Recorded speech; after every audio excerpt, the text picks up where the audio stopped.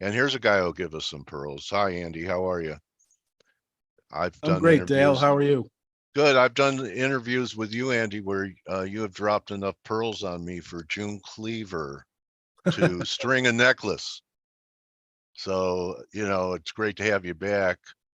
And I learned something from you last time we talked, and I'm hoping you could explain it to our viewers, listeners.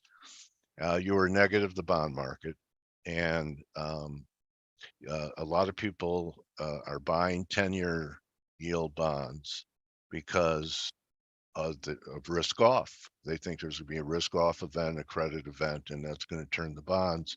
And you said not at this stage, Dale. You need a bear market in bonds to have a decline in equities.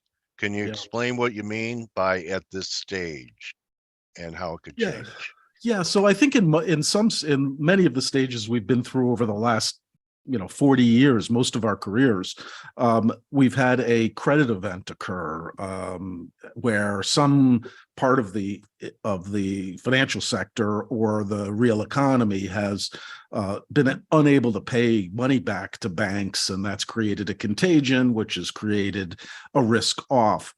In those circumstances, bonds are, very attractive to buy ahead of that credit event because the Fed responds by cutting rates very quickly, and the economy turns sour very quickly.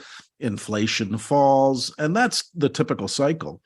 But we're in a cycle like the 40s and 50s and 60s and 70s where inflation is the problem, not credit. And so to kill inflation, you have to kill demand. A credit event kills demand because no one has any money because no one's paying back money. But in an inflation circumstance, the only way to kill demand is to slow the economy by having employment fall. So when does employment fall? Employment falls when stocks fall. Okay. When the stocks fall, they fall when the discount rate for stocks, which is treasury bonds, rises enough so that the multiples start contracting.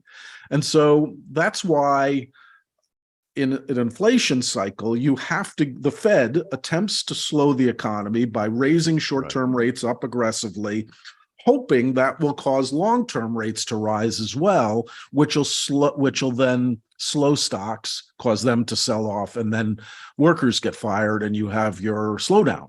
And so that's the script that I think we have to follow to have the slowdown that we need. Rates up. So if you got into the business 10 years ago, you don't remember that the cycle could be the other way, because it was always, we didn't have an inflation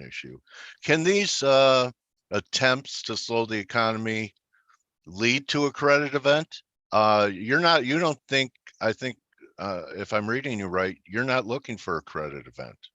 I'm not looking for a credit event first. Okay.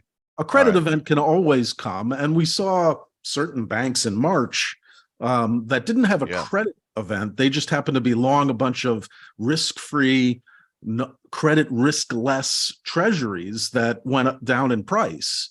But the person that they lent their money to, the U.S. government primarily, going to pay them back. They just bought too many at too high prices. And so a few of them went bankrupt. And so far, that's all we really see. And I think the regulators have been just like they crawled all through the LDI books in the UK, they've been crawling through the US banking books for 5 or 6 months now, and drafting new regulations, more capital rules, all those sort of things. And so I don't think the banks are going to create that crisis that would cause bonds to rally quickly. That said, once you actually have a slowdown in the economy where people no longer have jobs and money becomes tight, at that point, companies that need to refinance may struggle and may not be able to pay back their loans, and that could cause a credit event. But that's well into a recession instead of the thing that leads to a recession.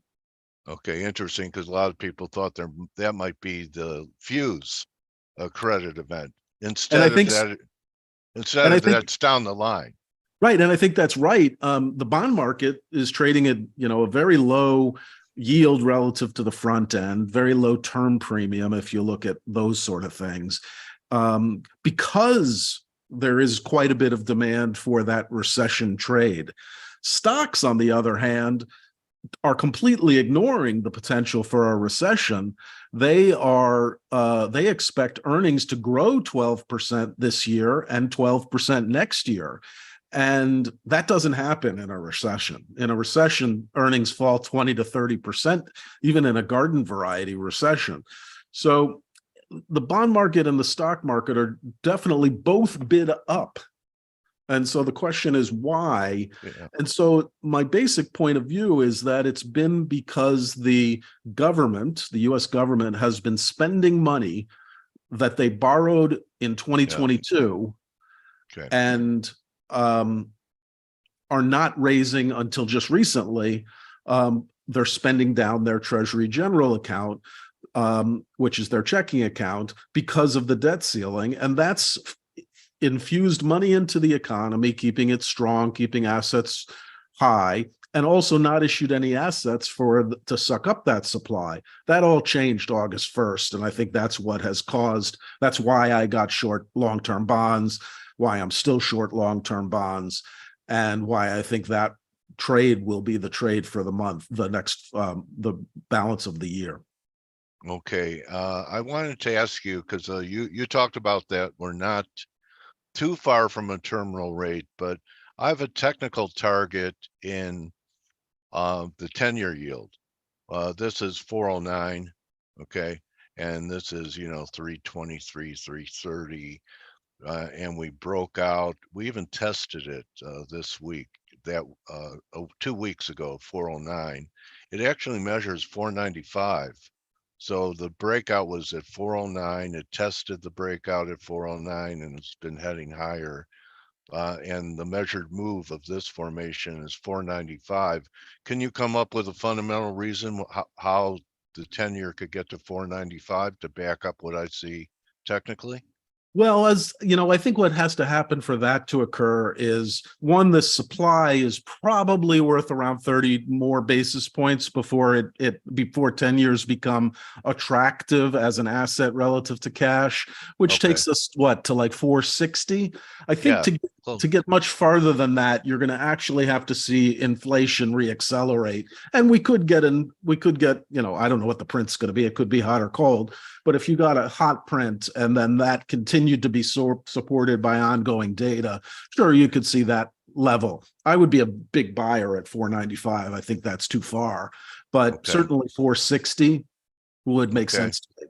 What would that translate on the TLT? 86, 88? So that's another 30 basis points on a 17-ish duration. So that's like 5 points-ish. Okay, 88. Yeah, call it that. Yeah, so it's just taking out the October low by a shade, and that might be it for a while. Yeah, again, it'll be dependent on data, but that's sort of the direction I think that you start thinking about being a buyer of TLT at, when you sort of see below that October low. Okay. Also, when I talked to you, you said the yen wasn't done, and we did rally. Okay.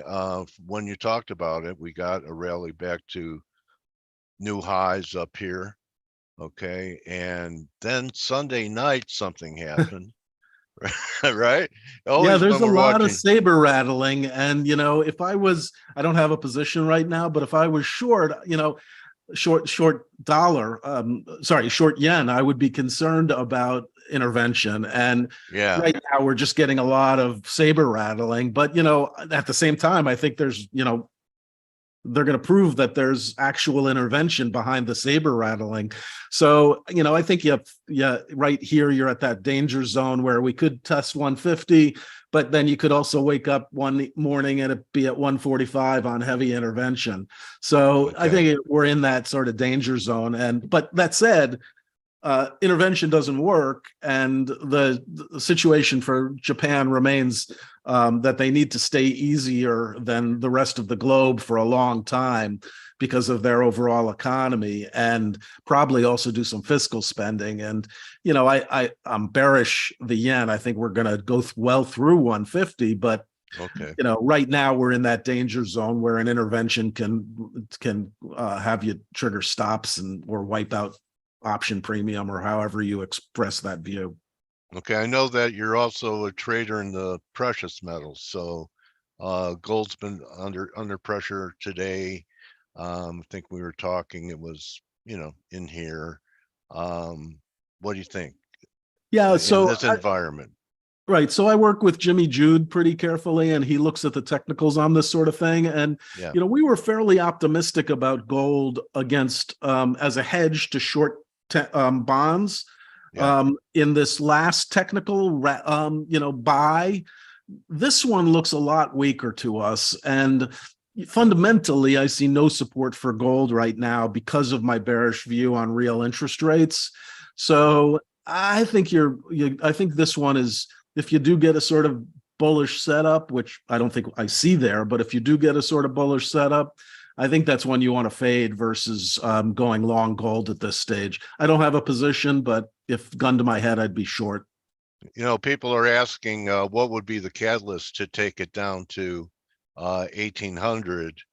And I want to see if you agree with me. I think it could be another wave down of risk off.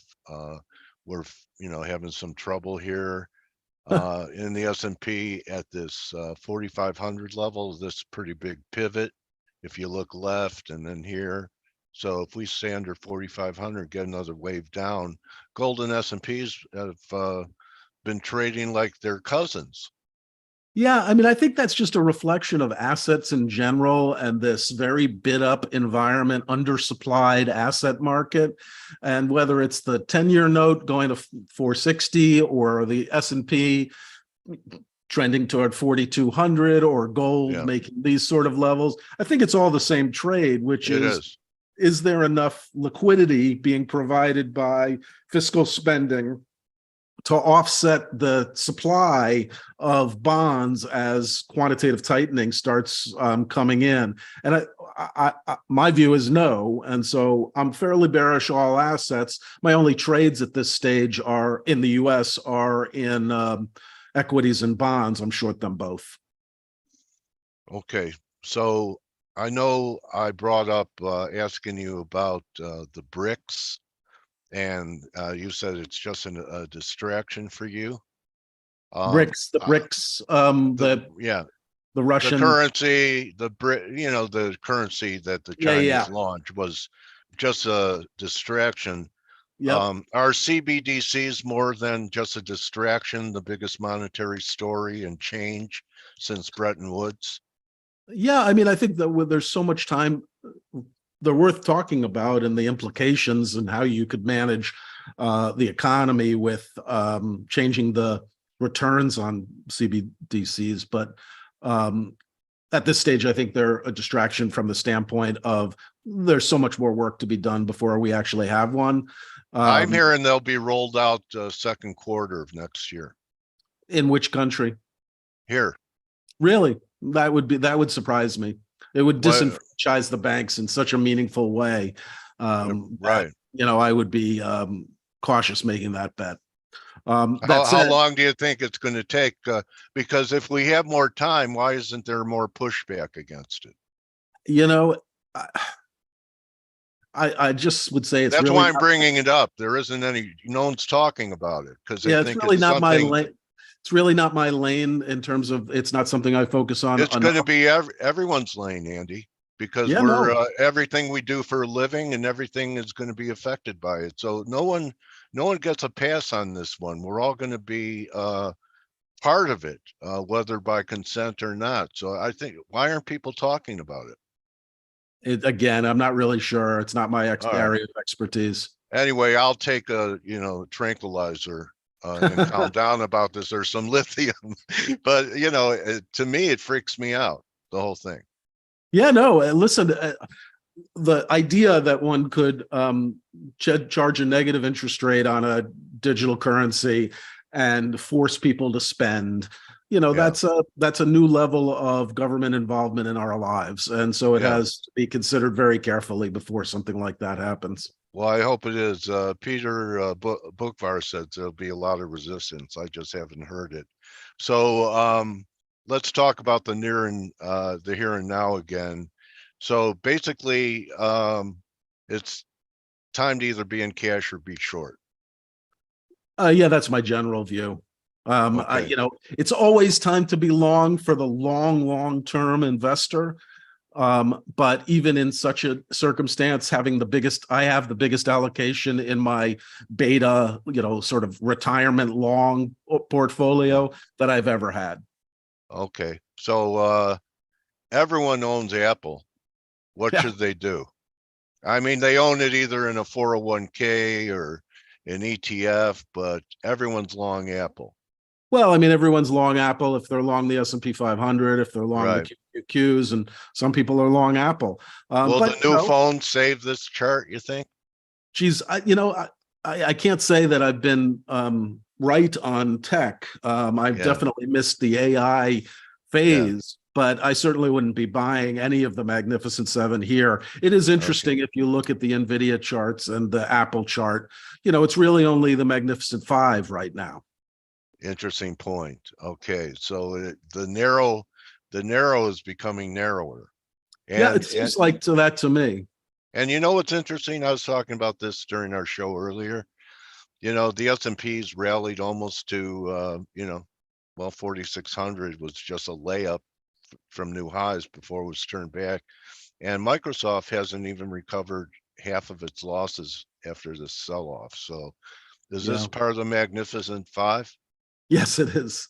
Okay. Well, anyway, I think we might be down to 4 if this is a failing rally up here. And we turn that'll be the again. thing. I think, these stocks are I certainly prized, highly valued. I don't think there's much short interest relative to their size, of course. So it'll be an interesting test for the market. If, right now, the Russell, for instance, is really struggling, and it's becoming more narrow and more in these stocks. That's just ugly, Russell. Look at that sideways. There's a weekly sideways since the bottom. Yep. In April. Sure is. Yeah. Yep. Sure is. And that's America. Yeah, more so. Okay. So I mean, what's it saying?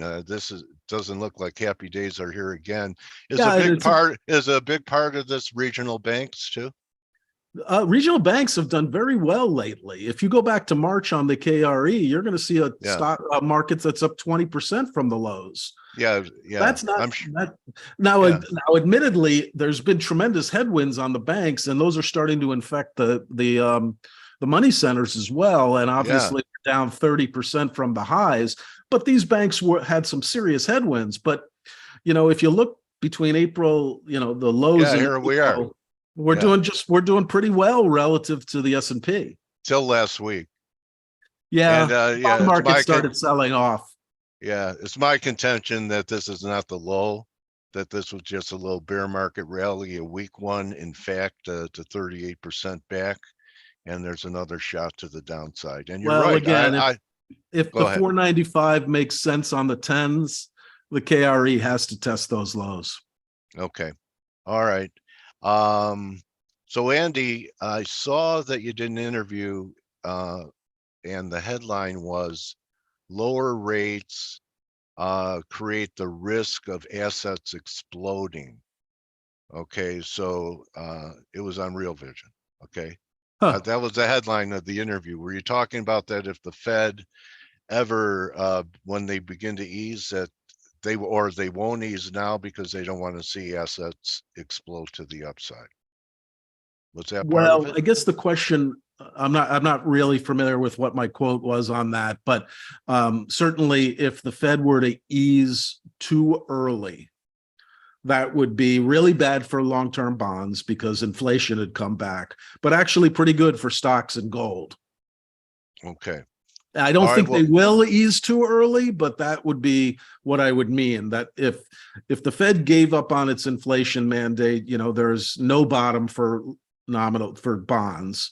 okay. TLT could be in the 70s, but equities and gold would be the place to have your money because inflation favors those two things, commodities as well. Okay. Do you think they might give up this fight by the spring of next year? Do you see any signs down the road that they'll turn or is higher for longer, take us into 2024?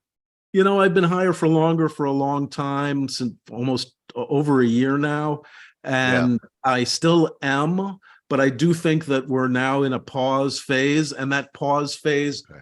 may work out if this bond supply takes long-term yields higher and that mechanism starts working. But if it doesn't, they're going to have another hiking cycle. And at that point, who knows how hard it goes. But, I think it'll all work out if we get an unemployment rate that starts, if we start seeing negative NFP prints, which I don't expect till the first half of next year. But if we start seeing non-farm payrolls go negative and start really losing jobs from the economy, I think they'd be, they're close or done. But the pause, I suspect, will be quite long before they give up. Powell said there'd be pain a year ago. Yeah. The unemployment rate is exactly the same. Right. So there There's really been hasn't been any. There's been no pain whatsoever. So it's very hard for me to believe that even during an election that there'd be enough pain for the Fed to cave on their inflation mandate, and particularly if energy prices stay high. I noticed you talking about oil. I do have some out of the money oil calls for December. It looks pretty good. That I like. But up another $1 today. Yeah, if we get $100 oil and natural gas, I noticed you quoting Louise Yamada, who I think but that she took it from me. Oh, did she? Yeah. I in fact I should sue her over it, but I won't. All right, fair enough. All right, go ahead. But if those two things kick in, that puts the doves in Congress back on their heels for any political pressure. So I think it's a tough game, but I think we're in a position where the Fed will, where the things are lining up for us to actually have the sort of demand destruction over the next 9 months and then recession that kills inflation over the following 9 months, at least. And, I think that plays out well, but we never know. You're right. Anything and everything, count on it happening, Andy. Yeah. And thanks for going everywhere with me today. I mean, even my off base tirade about CBDCs. So I appreciate it. I learn from you every time, Andy. So people follow Andy, and look forward to his service with another great trader, Jimmy Jude, and follow him at Damped Springs. You guys have a website set up yet? Yep, dampspring.com. Okay, so go check it out. And you've launched your with Jimmy? Oh yeah. He just joined my existing team, which has been a great ad. All right. Well, congratulations and good hunting, Andy. Thanks so much for sharing your views with us. All right, Dale, I appreciate it. Talk to you later. Respect. Adios, Andy. All right, everyone, that's a wrap. Could join the team on the Morning Edge in 20 minutes. Good luck today, everyone. Did you like Andy? You're welcome, Patrick. Yeah, I learned from him because, I kept looking for maybe bonds to rally during a risk off thing, and we're just not there. So he's part of, it's good to talk to smart people. Anyway, guys, have a great day. See you tomorrow. Don't just count your pips, count your blessings. Adios. Hey traders, this is Blake Morrow with Forex Analytics. Thanks for stopping by our YouTube channel. Don't forget to like these videos, share them, and subscribe to our channel so you don't miss any of the content that we provide here for free. Thanks for stopping by. I'll see you in the next video.